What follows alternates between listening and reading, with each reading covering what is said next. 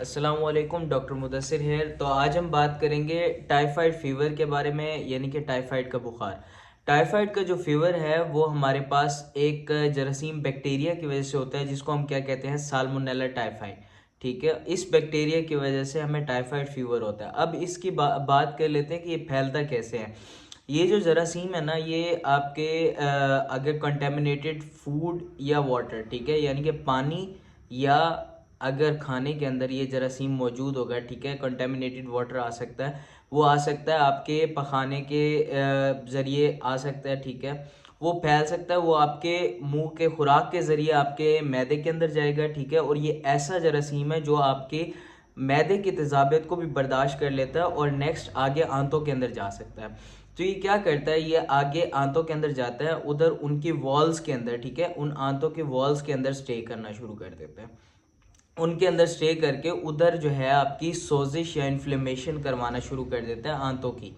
और इस तरह ये आगे भी फैल सकता है, जिस बंदे को है उससे आगे अगर उसके कंटेमिनेटेड हाथ होंगे, ठीक है, अगर उस हाथों से वो किसी को आगे खाना खिला रहा है, ठीक है, तो वो भी उसके मुंह के ज़रिए अगले पर्सन के अंदर जा सकता है। तो ये चीज़ें हैं कि वो आगे फैल सकता है। अब बात कर लेते हैं इसकी अलामात के बारे में। सबसे पहले अलामात के अंदर इसके जो आता है, ये जब भी कुछ खाए पिएंगे ना कंटेमिनेटेड के, उसके एक हफ्ते बाद, ठीक है, वो बुखार शुरू होता है। बुखार किस तरह का होता है? बुखार होता है स्टेप लैडर पैटर्न में। अब ये स्टेप लैडर पैटर्न क्या होता है? वो इस तरह होता है कि एक बार थोड़ा सा बुखार होगा, वो ठीक हो जाएगा, ठीक है, उसके बाद कुछ अर्से बाद फिर बुखार होगा, वो उससे तेज़ होगा पहले वाली से, और वो ठीक हो जाएगा। फिर उसके बाद थोड़े दिन बाद फिर वो दोबारा से होगा, ठीक है, वो उससे बढ़ता जाएगा। इस तरह स्टेप लैडर पैटर्न के अंदर वो हमारे पास बुखार होगा।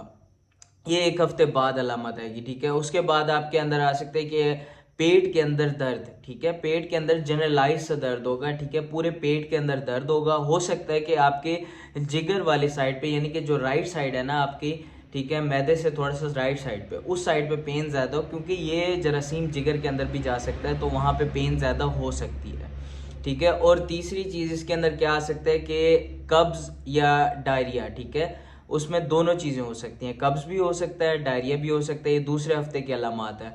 और साथ क्या हो सकता है, आपके जिस्म पे लाल धब्बे बनना शुरू हो जाएं, जिसको हम क्या कहते हैं, रोज़ स्पॉट्स, ठीक है, रोज़ स्पॉट्स बनना शुरू हो जाते हैं। अब इसमें चौथी चीज़ क्या आ जाती है? चौथी चीज़ इसमें ये भी आ सकती है कि जब अगर इसको ट्रीट ना किया जाए, क्योंकि ये इसका ट्रीटमेंट लाजमी है, इसका डायग्नोसिस और ट्रीटमेंट लाजमी है। अगर इसको ट्रीट ना किया जाए तो क्या होता है, ये आहिस्ता आहिस्ता आंतों के अंदर सोजिश इतनी ज़्यादा करना शुरू कर देती है कि आपके आंतों में से खून आना शुरू हो जाता है, जो जिसकी वजह से आपके पखाने का जो रंग है ना, वो तब्दील हो जाता है और उसमें कब्ज़ भी आ जाती है। क्योंकि जब आपके आंतों की सोजिश हो जाएगी अंदर, तो ऑटोमेटिकली कब्ज़ भी हो जाएगी, ठीक है। और उसके साथ क्या हो सकता है, ये अगर बिल्कुल अनट्रीटेड रह जाए तो क्या होता है कि जो आपकी आंतें होती हैं वो फट भी सकती हैं, ठीक है।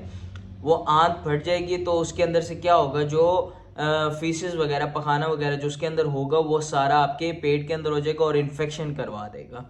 जरासीम आपके पेट के अंदर फैल जाएगा, जिसकी वजह से इन्फेक्शन हो जाएगा। तो ये बड़ी इमरजेंसी कंडीशन है, जिसको हम टाइफाइड परफोरेशन भी कहते हैं। और उसमें कन्फ्यूजन वगैरह भी हो जाती है, ठीक है। आप जो बोल रहे होते हैं वो कोई सेंस ही नहीं बना रहा होता, तो उसमें कन्फ्यूजन होती है, ठीक है। हो सकता है आप बेहोश भी हो जाएं।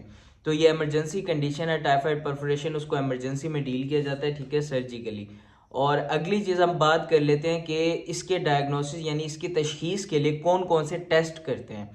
तो सबसे पहले आ जाता है विडाल टेस्ट, ठीक है। विडाल टेस्ट जो है वो नॉन स्पेसिफिक और नॉन रिकमेंडेड है, ठीक है। ये इतना ज़्यादा रिकमेंड नहीं किया जाता, क्योंकि ये स्पेसिफिक नहीं होता, और ये उन लोगों में भी पॉजिटिव आ जाता है जिनमें ना हो, और हो सकता है उन लोगों में नेगेटिव आ जाए जिनमें हो सकता है टाइफाइड। तो ये स्पेसिफिक नहीं है।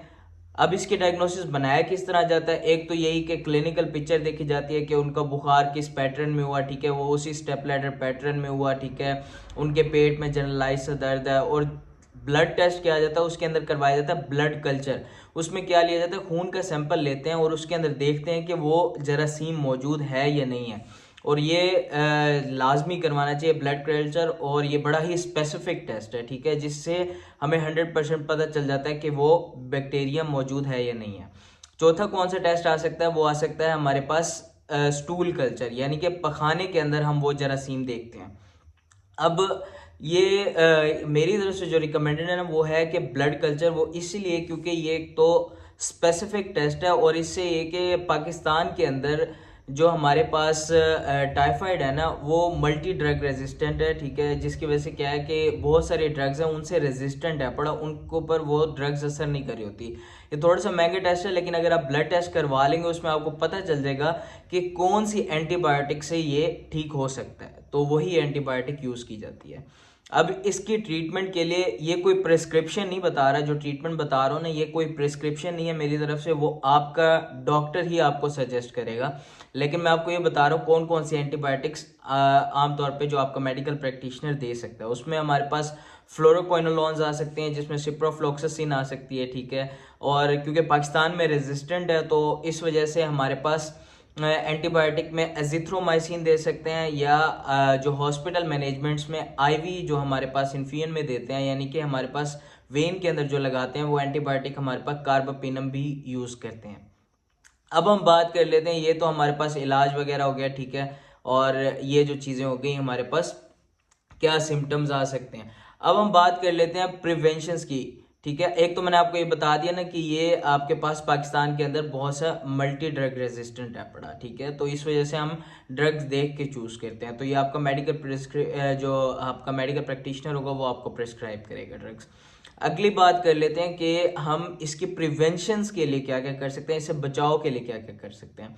उसमें हमारे पास क्या आ सकता है, उसमें हमारे पास ये आ सकता है कि आपने जो अपनी खुराक और पानी का जो है ना उसकी हाइजीन का ख़ास तौर पे ख्याल रखना है, ठीक है, वो कंटेमिनेटेड ना हो किसी भी लिहाज से, ठीक है। और दूसरी चीज़ क्या करना है कि आपने खाना खाने से पहले जो है वो प्रॉपर हाथ धोना है, ठीक है, उससे आपका वो जरासीम आपके हाथ में भी ना रहे, ताकि और वो आपके हाथ के ज़रिए भी आपके मुंह के अंदर ना जाए या नेक्स्ट पर्सन के अंदर मुंह के अंदर भी ना जाए, ठीक है। अब तीसरी चीज़ इसमें क्या आ जाती है, इसके अंदर आ जाती है वैक्सीन आती है एक, ये टाइफाइड वैक्सीन। ये आमतौर पे उन लोगों के लिए होती है जो लोग ट्रैवल कर रहे होते हैं उन इलाकों से जहाँ पे टाइफाइड नहीं होता, उन इलाकों में जहाँ टाइफाइड है कॉमनली, ठीक है। तो इसका ये मतलब नहीं है कि अगर वैक्सीन लगवा लेंगे तो आप कोई भी कंटेमिनेटेड वाटर या फूड यूज़ कर सकते हैं।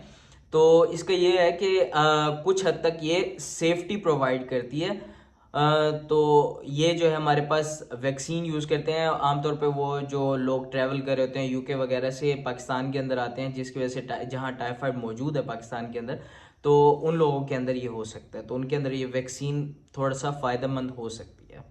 ये था टाइफाइड बुखार के बारे में जितना मैं आपको बता सकता था इस वीडियो के ज़रिए। अगर आपको ये वीडियो पसंद आई हो तो इस वीडियो को लाइक करें और शेयर करें, इस चैनल को सब्सक्राइब करें, अपनी सेहत का ख्याल रखिएगा। थैंक यू, अल्लाह हाफिज़।